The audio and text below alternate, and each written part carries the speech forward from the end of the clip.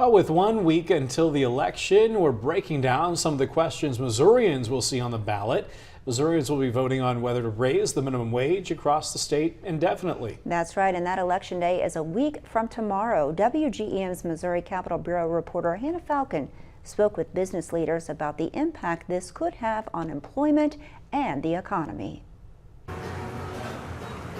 If you walk into Pasta La Fada in Columbia, you'd hear Italian music over the speakers, smell the sauce cooking, and see a young worker making fresh noodles. The brick-and-mortar restaurant is the dream come true of owner Michelle La Fada. I am building this brand and this company knowing that I'm building a team of people. That team of employees is important to La Fada. That's why she tells me she supports the Missouri proposition to raise the minimum wage and require paid sick leave. It will make people feel very valued, and that people who are working in minimum wage positions probably don't feel valued. This election, Missourians are voting on Proposition A. A yes vote on this question means you're agreeing to several things, increasing the minimum wage from $13 to $15 over the course of 2 years, allowing that increase to continue in 2027 and beyond,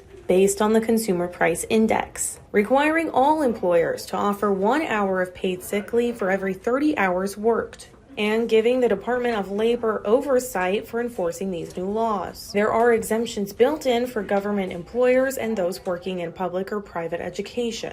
Missouri currently has the 16th highest minimum wage in the country. If Prop A passes, Missouri could move up to the 9th highest minimum wage, on par with states like New York and Colorado. The end result when you vote for Proposition A will be that you're literally saying, we would like to raise all of our prices on all goods and services in the state of Missouri. Buddy Law with Missouri Restaurant Association stands against Prop A. He says this would lower profits for the state's 217,000 private employers and lead to cuts or even places going out of business. The cost that it's going to put onto the employer, the small business employer, the under 15 employers, is going to be dramatic.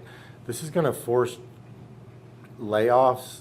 Law is also concerned that some people would abuse the sick leave policy, leading to added stress. La Fada tells me she likes the sick leave policy in Prop A so much that she plans to implement it whether it passes or not. In my experience, when I pay people more and they feel valued, we have a lower turnover rate.